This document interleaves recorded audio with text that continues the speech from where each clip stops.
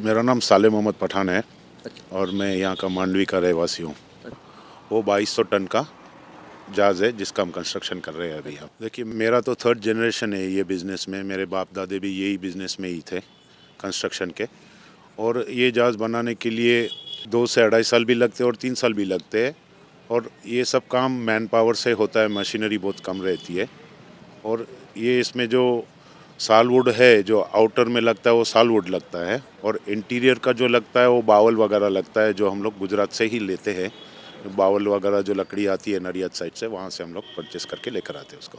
ये जो लकड़ी आती है वहाँ की जो जाति है उसको सालवुड कहते हैं। मलेशियन वुड जो रेड साल आता है, अच्छा। वो लकड़ी का ये जो जहाज बनाया है वो रेड साल का बना हुआ है, और ये मलेशिया से आया है। अच्छा। देखिए, ये वाहन जो है ये बन जाएगा, उसके बाद में इसके अंदर पूरा कंप्लीट इंस्टॉलेशन हो जाएगा, मशीनरी आ जाएगी, जो भी इक्विपमेंट्स इसके लगते हैं वो पूरा कंप्लीट होएगा। उसके बाद में हमारा सर्वे होएगा एमएमडी के थ्रू। उसके बाद में यहाँ से हम मुंद्रा लेकर जाएंगे, ओल्ड पोर्ट मुंद्रा से इसके अंदर लोड करेंगे। फिर चाहे फिर कार्गो दुबई का रहे, कि सलाला का रहे, कि समालिया साइड में बोसासो है, अल्मान है, किस्मायू है, फिर आगे अफ्रीका तक भी, मुम्बासो तक भी हम लोग जाते हैं। जिधर जो जो एजेंट या जो व्यापारी है जिसका जैसा रिक्वायरमेंट है उधर हम कार्गो पहुंचा के देते हैं। अच्छा। और पूरा गल्फ़ भी हम लोग कवर करते हैं, दुबई से Bahrain, Dammam, Kuwait, Iran, Iraq. देखिए, ये जो इसका कॉस्टिंग आता है वो वेसल जो है ये उसकी कैपेसिटी के हिसाब से होता है। अभी इट डिपेंड्स कि अभी कितनी कैपेसिटी का ये बोट है, उस हिसाब से इसका वैल्यूएशन होता है। 2200 टन का है तो इसकी वैल्यूएशन 3.5 से 4 करोड़ रुपया तो मिनिमम लगेगा, और दूसरा अदर एक्सपेंस भी इसमें आता है इसके अंदर। देखिए, यहाँ से हम लोग जो लोड करते हैं तो उसका पर टनेज की कैपेसिटी के हिसाब से हमारे को पर टन का पैसा मिलता है। 1800 से 2000 रुपया टन का हमको मिलता है। अच्छा। देखिए, ये जो लकड़ी का बना हुआ वेसल रहता है, वैसे तो आप देखोगे तो वो 100 साल तक भी चलता है, लेकिन ईयरली इसका मेंटेनेंस करते हैं, और 1 साल के अंदर 3-3 बार इसका फ्लोरिंग का मेंटेनेंस करते। नहीं तो नीचे जो इसका जो छारी वगैरह जो लग जाता है वो उसकी साफ़ सफाई और मेंटेनेंस नहीं करेंगे तो इसके अंदर दरिया के कीटाणु लग जाते हैं, जिससे आगे जाके ये वेसल को नुकसान करेगा और लीकेज का प्रॉब्लम होएगा। तो ये चीज़ें ना हो, इसके लिए हम लोग हर 3 महीने 4 महीने में इसका फ्लोरिंग का मेंटेनेंस करते हैं। लकड़ी का जो ये कार्गो होता है इसकी क्या खासियत होती है?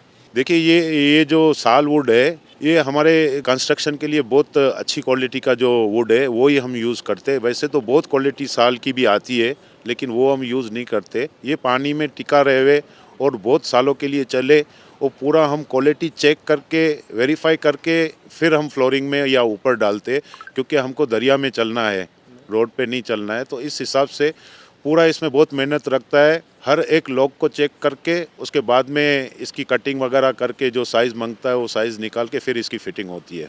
देखिए, जो लकड़ी का है तो हमारा भी थर्ड जनरेशन से जो हमारा बिजनेस चला आ रहा है ये सेलिंग वेसल के अंदर आता है। और जो लोखंड का आता है वो उसका दूसरा रूल्स रेगुलेशन है। तो हम लोग ज़्यादातर लकड़ी में ही विश्वास रखते हैं और लकड़ी का ही चलाते हैं। और हमारी ये जो लकड़ी का है वो कई जनरेशनों से चला आ रहा है, तो इस हिसाब से हम इसमें ध्यान दे रहे हैं। देखिए, क्लाइमेटिकल कंडीशंस जो रहते हैं दरिया के अंदर वो एनी टाइम चेंज हो जाते हैं, लेकिन इसके अंदर जो हमारे पास इनकी पोस्टर जो त्रिपाल वगैरह रहती है वो पूरी कंप्लीट पैकेजिंग हमको करनी पड़ती है, बारिश हो या नहीं हो। क्योंकि बारिश नहीं है फिर भी हमको चलना तो पानी में ही है, तो पानी के हिसाब से इसको पूरा वाटर प्रूफिंग की तरह पूरा पैक करना पड़ता है हमको कार्गो को। अगर कार्गो हमारा डैमेज होएगा तो हमारे ऊपर क्लेम्स होते हैं, जो जिसका माल रहेगा उसका नुकसान हो जाएगा। तो ये नुकसान नहीं हो, इसके लिए हम लोग बेस्ट क्वालिटी के जो इसके जो त्रिपाल वगैरह आते हैं वो हम यूज़ करते हैं, जिससे ज़र्रा भर भी लीकेज ना हो और कार्गो ख़राब ना हो। जी देखिए, ये जो हमारी जो ये बोट बन रही है ये रजिस्ट्रेशन हमारे पोर्ट में होता है, या अभी समझ लो कि ये मांडवी में है तो हमारे पास मांडवी में पोर्ट है। मांडवी पोर्ट में इसका वीआरसी बनता है। VRC means vessel registration certificate. ये बन गया, उसके बाद में हमारा एमएमडी ऑफिसर आएगा, उसका सर्वे करेगा। जो rules regulation Indian shipping act का है और मिनिस्ट्री ऑफ सरफेस ट्रांसपोर्ट का है, वो एक्ट के अनुसार हमारा सब रूल रेगुलेशन के हिसाब से हमारा सब लीगली चलता है। और जो भी हमारा कुछ प्रॉब्लम रहेगा या कुछ परफेक्ट नहीं रहेगा तो हमको ऑफिसर कहेगा कि भाई ये चेंज करो, उसके बाद में आपका काम होगा या आपको सर्टिफिकेट मिलेगी, तो वो अप टू डेट हमसे करवाते हैं और उसके बाद में ही हमारा बोट दरिया में के निकलने के लायक होता है, तभी निकलता है। विदाउट एमएमडी मांडवी पोर्ट की परमिशन के बगैर हम लोग नहीं निकल सकते।